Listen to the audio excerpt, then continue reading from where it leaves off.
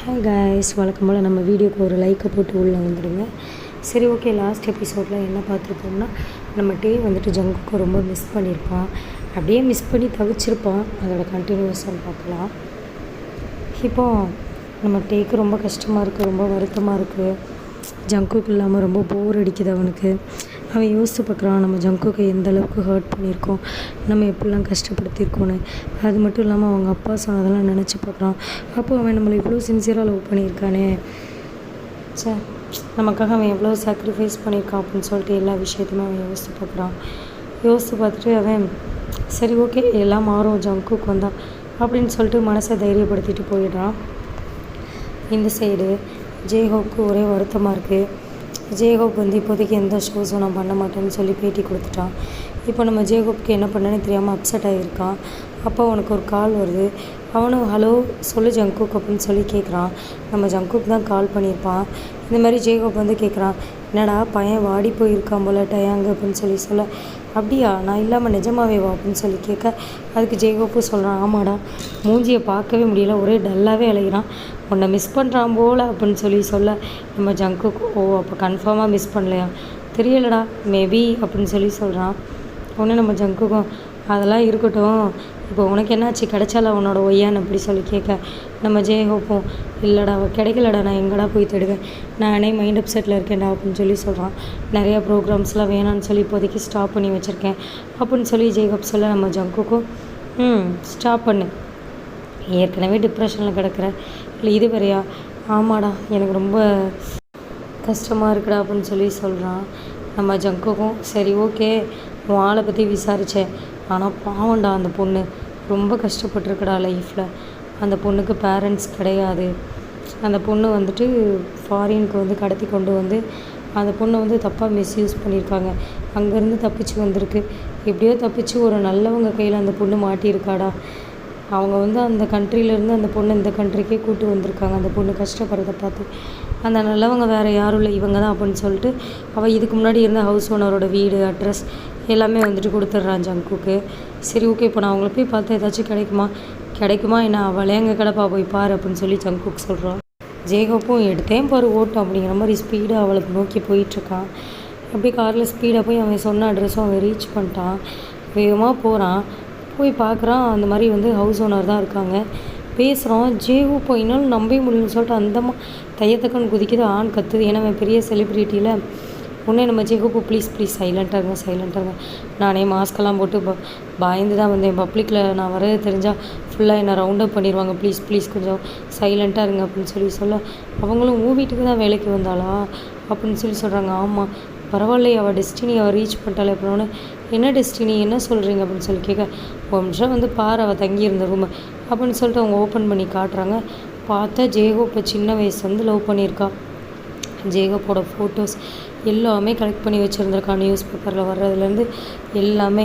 அதாவது அவள் அவங்களோட தீவிர ரசிகை மட்டும் கிடையாது, உங்களை தான் கல்யாணம் பண்ணணும்னு சொல்லி அவள் பிளான் பண்ணியிருந்தாங்க. பாருங்கள், உங்களுக்கு கல்யாணம் பண்ணணுன்னா என்னென்ன பண்ணணும், எவ்வளோ சம்பாதிக்கணும், பில்லியனராக நான் எவ்வளோ இது பண்ணணும், எவ்வளோ எஃபோர்ட் போட்டணும், எல்லாமே முன்னாடியே பாருங்கள் எப்படி போட்டு வச்சுருக்கான்னு அப்படிங்கிற மாதிரி எல்லாமே காட்டுறாங்க. ஜெய்ஹோப் இதெல்லாம் ரொம்ப ஷாக்காக அப்படியே சிரிச்சுக்கிட்டு ஆச்சரியமாக பார்க்குறான். இந்த பிள்ளைக்கு நம்ம மேலே இவ்வளோ லவ் இருந்துச்சு அப்படிங்கிற மாதிரி ஜெய்ஹோப் ரொம்ப ஆச்சரியமாக பார்க்குறான். என்னடா இது, இந்தளவு அவள் ஸ்கெட்ச் போட்டு வச்சுருந்துருக்கா நம்மளை அடையணுங்கிறதுக்காக அப்படிங்கிற மாதிரி ஜெய்ஹோப் A to Z எல்லாமே பார்க்குறான். அவனுக்கு ரொம்ப ஹாப்பி. கண்டிப்பாக அந்த உலகத்தில் இவாளை தவிர வேறு யாருமே என்னை இந்தளவு சின்சியராக லவ் பண்ண முடியாது, எப்படியில் பைத்தியமாக லவ் பண்ணியிருக்கா அப்படிங்கிற மாதிரி ரொம்ப ஆச்சரியமாக அப்படியே ரொம்ப ஷாக்கிங்காக அவனே பார்த்துக்கிட்டு இருக்கான். அப்புறம் பார்த்துட்டு அவள் வந்தாளா என்ன ஏதுன்னு விசாரித்தோடனே அவங்களும் சொன்னாங்க, ஆமாம் வந்தால் இந்த மாதிரி பக்கத்தில் ஒரு பேக்கரிக்கு தான் வேலைக்கு போயிருக்கா அப்படிங்கிற மாதிரி. இவளுக்கு ஒரு வேலையே இருக்காதா, ஏதாச்சும் ஒரு வேலைக்கு போயிட்டே இருப்பாளா அப்படின்னு சொல்லி கேட்க, ஆமாம் அவளோட எய்மே சம்பாதிக்கணும், சொந்த வீடு வாங்கணும், இதுதான் அப்படின்னு சொல்கிறாங்க. சரி, ஓகே நாங்கள் போய் பார்க்குறேன் அப்படின்னு சொல்லிட்டு அவனும் கிளம்பி அந்த பேக்கரிக்கு போகிறான். போயிட்டு ஃபுல்லாக மாஸ்க்கு ஸ்பெக்ஸ் எல்லாம் போட்டிருக்கான். போட்டுட்டு அப்படியே உள்ளே போயிட்டு அவங்க போய் பார்க்குறான். பார்த்தவ பேக்கரியில் கேக் எடுத்து கொடுத்துட்ருக்கா.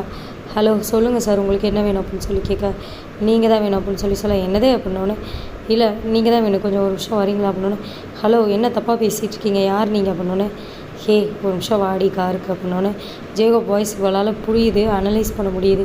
சார் நீங்கள் ஜேகோப் வாயை மூட்ரி, பப்ளிக்கில் பேர் எதுவும் சொல்லி தொலைஞ்சிடாத, ஒரு நிமிஷம் வா அப்படின்னு சொன்னோன்னே பேக்கரியை விட்டு வெளியே வரான். உடனே அவன் கார்கிட்ட வரான். காருக்குள்ளே ஏறு அப்படின்னோடனே அவளும் காருக்குள்ளே ஏற, அவனும் காருக்குள்ளே உட்காரான். உட்காந்துட்டு அறிவில்லை சொல்லாமல் கொள்ளாமல் எங்கே வந்த நீயா அப்படின்னு சொல்லி கேட்க, இல்லை சார் உங்கள் அப்பா தான் நாங்கள் இருக்கக்கூடாது. எங்கள் அப்பா சொன்னால் உனக்கு அறிவு இல்லையா? நீ தான் தனியாக இருக்கன்னு உனக்கு தான் தெரியும்ல, உனக்கு எங்கேயுமே சேஃப்டி இல்லைன்னு தெரியும்ல, தெரிஞ்சே நீ எங்கே போகிறா, எங்கே போவ, நீ எங்கே போய் இருப்ப, யார் இருக்கா உனக்காகன்னு? அந்த ஹவுஸ் ஓனர் அதுவும் மண்டையை போட்டுருச்சுன்னா நீ என்ன பண்ணுவேன்? உனக்கு எங்கேயுமே சேஃப்டி இல்லை, ஹவுஸ் ஓனர் ஏதோ உன்னை வீட்டில் ஏற்றலாட்டி இந்நேரம் நீ என்ன பண்ணியிருந்திருப்ப? உனக்கு எல்லாமே விளாட்டுத்தனமாக இருக்கா? ஊர் உலகம் நாடெல்லாம் எப்படி கெட்டு கிடக்குன்னு தெரியுமா? எங்கே போனாலும் பெண்களுக்கு எவ்வளோ மோசமான நிலைமை வந்துட்டுருக்கு. சின்ன வயசு நீயே எவ்வளோ அனுபவிச்சிருக்க, அப்போ நீ சேஃபாக இருக்க வேணாம் அப்படி இப்படின்னு சொல்லிட்டு விடாமல் பேசிக்கிட்டே இருக்க அந்த பொண்ணு. Sir sir sir sir sir please கொஞ்சம் ஸ்டாப் பண்ணுறீங்களா அப்படின்னு. அப்போ தான் ஸ்டாப் பண்ணுறான் ஜேகோப்பு. ஸ்டாப் பண்ணிட்டு பார்க்குறான். சொல்லுங்கள் சார், நான் சும்மா தான், நீங்கள் ஸ்டாப் பண்ண மாட்டேறீங்க, அதனால தான் சார் நான் கத்துனேன் அப்படின்னு ஒய்யான்னு சொல்கிறான்.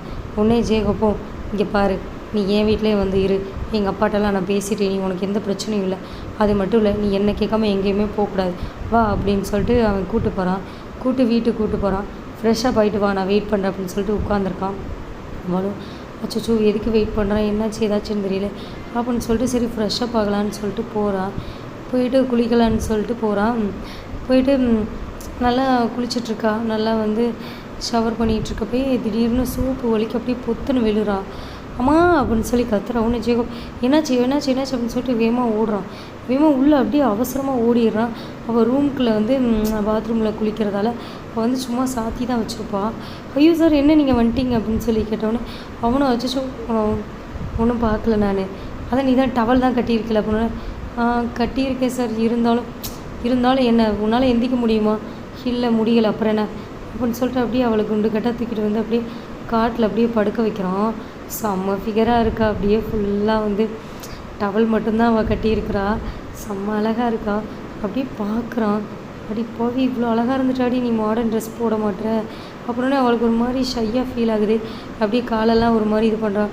சார் ப்ளீஸ் சார் நீங்கள் கொஞ்சம் வெளியே போகிறீங்களா அப்படின்னோடனே அவனும் சரி நீ ட்ரெஸ் சேஞ்ச் பண்ணிட்டு வா, நான் வெளியே போகிறேன் அப்படின்னு வெளியே போய் உட்காந்துருக்கான். இப்போ ட்ரெஸ் சேஞ்ச் பண்ணிட்டு அவள் வெளியே வரான். வெளியே வந்தோடனே பார்க்குறான், கையில என்ன அப்படி செக்ஸியாகவே அலைகிறாள், ஏண்டி உங்கள் ஊர் கல்ச்சர் அந்த ட்ரெஸ்னால் அதை ஏண்டி போடுற அப்படின்னு சொல்லி கேட்டோன்னே அவள் இல்லை சார் நான் அவசரத்துக்கு எனக்கு இதுதான் ஈஸியாக இருக்கும், அதனால தான் இதை போட்டுட்டு வந்துட்டேன் அப்படின்னு சொல்லி சொல்கிறான்.